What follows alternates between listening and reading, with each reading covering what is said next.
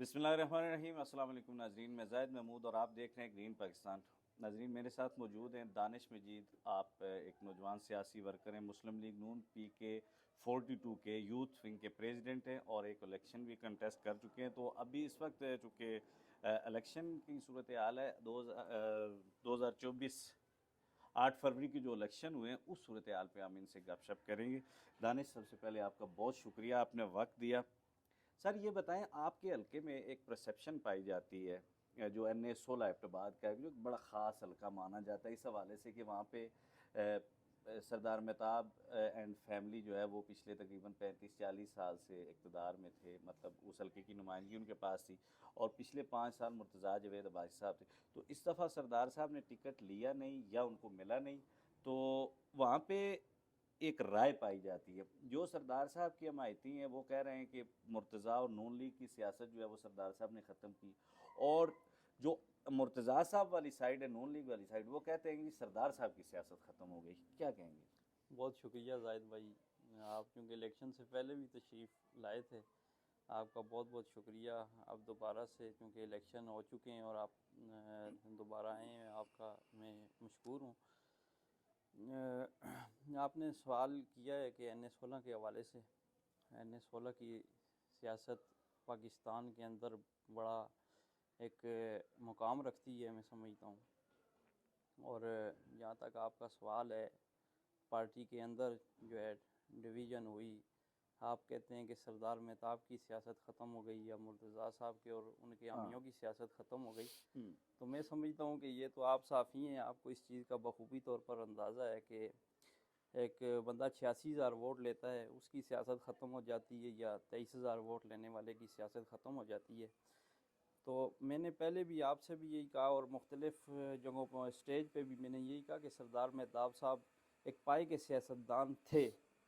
पहले मैं कहता था कि वो सियासतदान पाई के हैं, लेकिन अब मैं ये कह रहा हूँ कि वो पाई के सियासतदान थे। उन्होंने अपनी सियासत का मुकम्मल तौर पर ख़ात्मा कर दिया है। वो जो बयानियाँ ले के चले थे, वो जो है ना, वो एक पार्लिमानी लीडर की हैसियत से अगर काम करते पार्लिमान में पहुंचने के लिए, तो फिर तो बहुत अच्छा होता।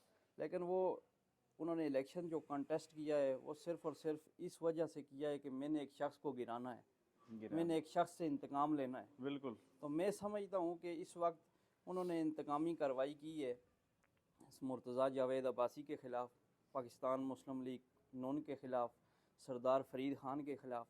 मैं समझता हूँ कि इस वक्त उन्होंने अपनी सियासत का मुकम्मल तौर पर जो है वो ख़ात्मा कर हाँ, दिया है। ये तो देखा जाए तो मेरा ख्याल है 14-15 हज़ार की लीड से अली असगर साहब जीते हैं, जी, तो 23,000 वोट लिए सरदार मेहताब ने। ये डिफरेंस जो पैदा हो रहा है, हाँ, ये जो तो वो अगर ना लेते तो ये वे अल्टीमेटली मुर्तज़ा साहब के मैं लिए यही मैदान बड़ा यही अच्छा था। कह रहा हूँ कि अभी मुर्तज़ा साहब बज़ाहिर तौर पर तो चूँकि हार चुके हैं, अभी भी वो रिकाउंटिंग के मामलात में जो हैं वो कर रहे हैं कि ये शायद उन्हें कुछ जगहों पे है जो है वो शवाहिद मिलें। तो मैं समझता हूँ कि पहली बात तो ये अभी भी शायद मुस्लिम लीग की फ़तह यकीनी हो जाए। लेकिन अगर नहीं भी होती तो मुर्तज़ा साहब पार्टी के अंदर अल्लाह के फजल करम से वो मकाम रखते हैं कि वो इलाके की तमीर व तरक्की के अंदर अपना भरपूर किरदार भी अदा करेंगे और महरूमियों का इजाला भी करेंगे।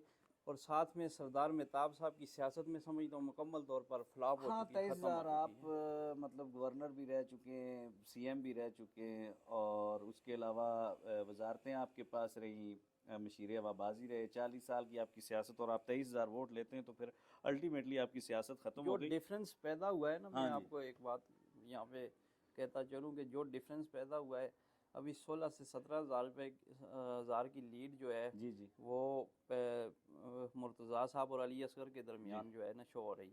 जी और 23,000 वोट ऑलरेडी सरदार मेहताब जी साहब जी ले चुके हैं। ये जो सरदार साहब ने वोट लिया है, ये पार्टी के अंदर डिवीज़न पैदा जी जी करके बिल्कुल। सरदार साहब को जो 23,000 वोट पड़ा है वो मुस्लिम लीग का वोट है। मुस्लिम लीग का ही तो पड़ा वो है। अगर खड़े ना होते, पार्टी के साथ खड़े होते, तो शायद आज मुस्लिम लीग की फतह यकीनी होती, मैं समझता नहीं, आपने अब मुर्तज़ा साहब का जिक्र किया कि वो यकीनन सुरखरू हैं, 86,000 उन्होंने वोट लिया, लेकिन सरदार साहब की मैं एक कॉर्नर मीटिंग की वीडियो देख रहा था। कॉर्नर मीटिंग भी नहीं, शायद छोटा सा जलसा था, मतलब बड़ा जलसा नहीं था लेकिन एक जलसा, जिसमें वो फरमा रहे थे कि मैं, मेरी गैरत का तकाजा है कि अगर ये इस दफ़ा मैं इलेक्शन हार गया तो मैं सियासत छोड़ दूंगा, मैं कोई बेगैरत नहीं हुई है, उनके अपने अल्फाज थे। तो अब वो उस पर कायम रहेंगे या मतलब आगे सियासत करेंगे? ये तो सरदार मेहताब साहब या उनके नहीं, तर्जुमान। मुर्तज़ा साहब, मुर्तज़ा साहब अच्छा, की बात। मुर्तज़ा साहब की बात कर रहे हैं। मुर्तज़ा साहब ये तो वही बता सकते हैं, लेकिन मैं समझता हूँ कि उनकी ये हार नहीं है ना, उनको हराया गया है। वो ऑलरेडी कौम के दिलों में वो अभी भी जीते हुए हैं।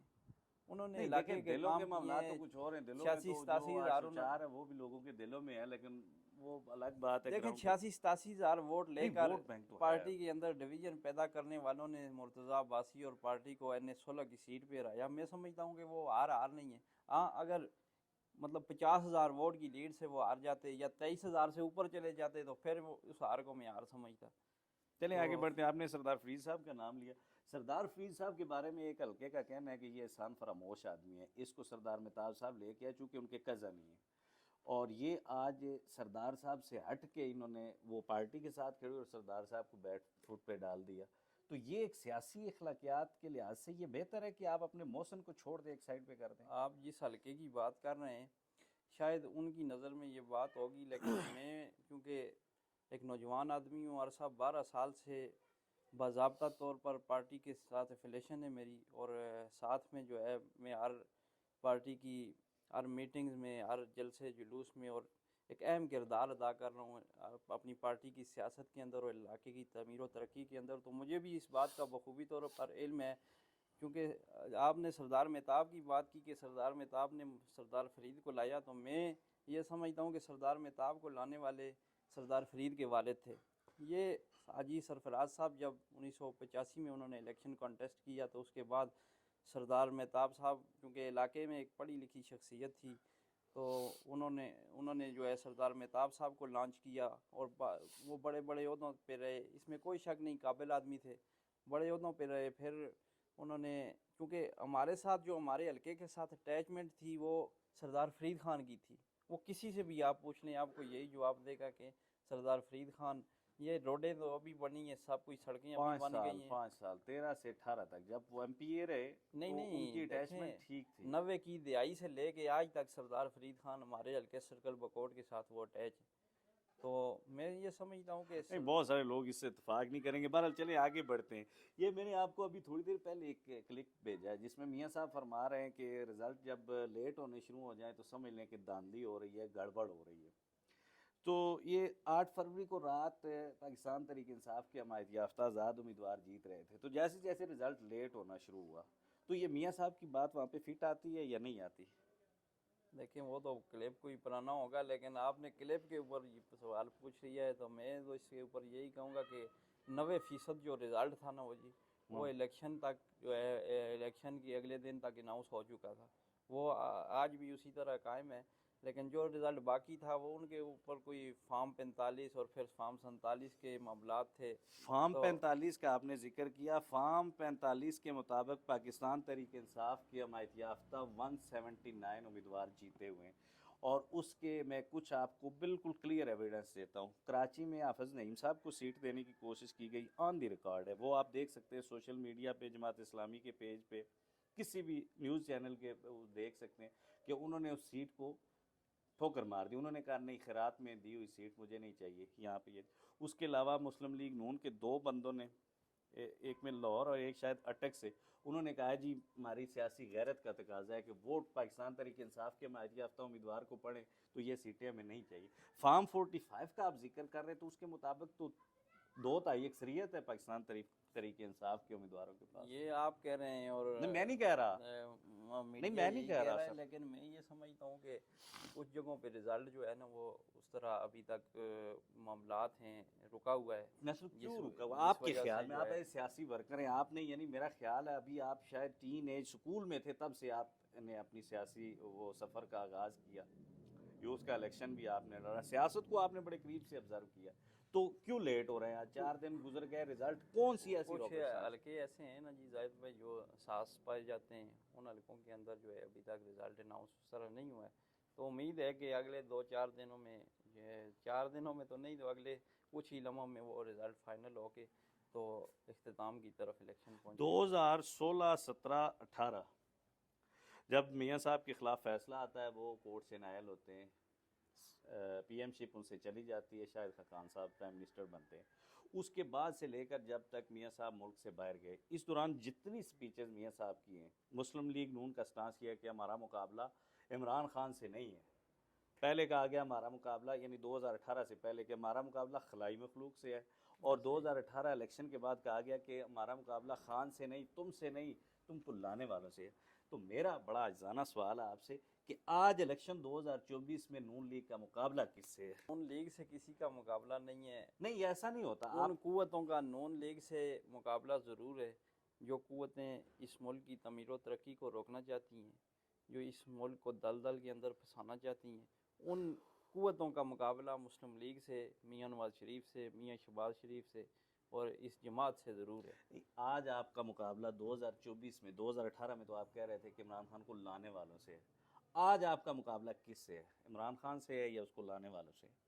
देखें, या किसी से नहीं जाहिर है? बात है, अभी जिस तरह NS-16 का है उसमें मुकाबला हुआ है अली असगर खान का और मुर्तज़ा जावेद अब्बासी का। जी। इसी तरह मुख्तलिफ हलके हैं पाकिस्तान के, किसी कैंडिडेट का किससे मुकाबला होता है, किसी के ओवरऑल अगर है जी, एक हलके पे। ओवरऑल अगर पाकिस्तान की सियासी उस निज़ाम की बात की जाए तो 75 सालों से जो कुछ हो रहा है, मियाँ नवाज शरीफ ने हमेशा यही कहा कि उसने एंटी स्टेब्लिशमेंट का नारा लगाया। एंटी स्टेब्लिशमेंट का नारा मियाँ नवाज शरीफ ने लगाया, और आज इमरान खान ने अगर वो नारा चोरी कर लिया है तो इसमें मैं कुछ नहीं कह सकता। देखिए, मैं आपसे 2024 की बात कर रहा हूं, तो बेहतर आप 2024 की बात करें। अगर आप पीछे जाएंगे तो फिर एंटी इस्टेब्लिशमेंट आप नहीं कह सकते फिर। या मैं पिछले इंटरव्यू में मैंने अर्ज की थी कि आपको नून लीग की, देखिए मेरी बात सुनिए, इस वक्त 75 जी 75 और 92 जो है, जो इलेक्शन कमीशन सीटें में मुस्लिम लीग की कन्फर्म है, जो मुस्लिम लीग के प्लेटफॉर्म की सीटें। जी जी जी। ठीक है, उसके बाद जो है कल वो भी कोई फिर भी 5 दूसरे नंबर पे है। 5 अपना आज़ाद उम्मीदवार जो है मुस्लिम लीग के साथ शामिल हुए हैं।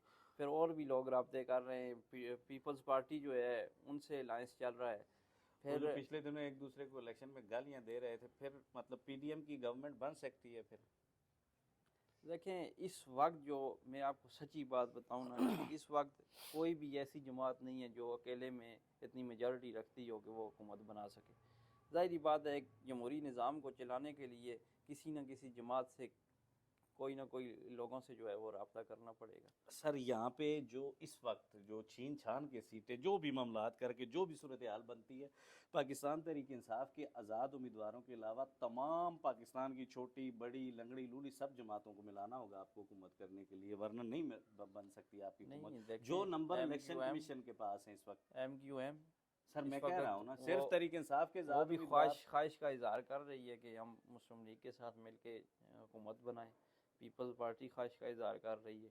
इसी तरह काफ लीग को देख लें, और मौलाना फजल रहमान साहब, जितनी भी जमातें हैं छोटी बड़ी, ये कह रही हैं कि हम मुस्लिम सारी वो ये समझती हैं पीडीएम जो कि 16 इस माह के मुल्क के मसले का हल सिर्फ नवाज शरीफ के पास है। जैसे 16 माह में मसले हल हुए हैं, ऐसे होंगे मसले हल। मुल्क डिफाल्ट की तरफ जा रहा था, मुल्क अदम इस्तेकाम की तरफ जा रहा था, लेकिन आज अल्हम्दुलिल्लाह मुल्क स्टेबल है और किसी न किसी जगह पे खड़ा आपको नज़र आ रहा है। कहाँ आपको स्टेबल नज़र आ रहा है?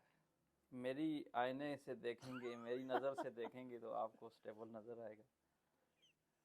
अच्छा चले जी, आगे बढ़ते। ये मरियम नवाज साहिबा ने जलसों में ऐलान किया कि हम जीतने के बाद 200 यूनिट बिजली फ्री देंगे। तो यहाँ पे आप भी कोई ऐलान कर दें कि अगर बिजली फ्री ना हुई तो आप नून लीग में नहीं रहेंगे? मैं उम्मीद करता हूँ कि उम्मीद तो दिला दी मरियम नवाज साहिबा ने। देखें, मियाँ नवाज शरीफ ने आज तक जो वादा किया है इस कौम से, हाँ जी, वो पूरा किया है। और मरियम नवाज मियाँ नवाज शरीफ की बेटी है। मैं समझता हूँ कि उसने भी जो वादा किया है इस कौम से, वो अल्लाह के फजल करम। अगर वादा पूरा ना हुआ फिर?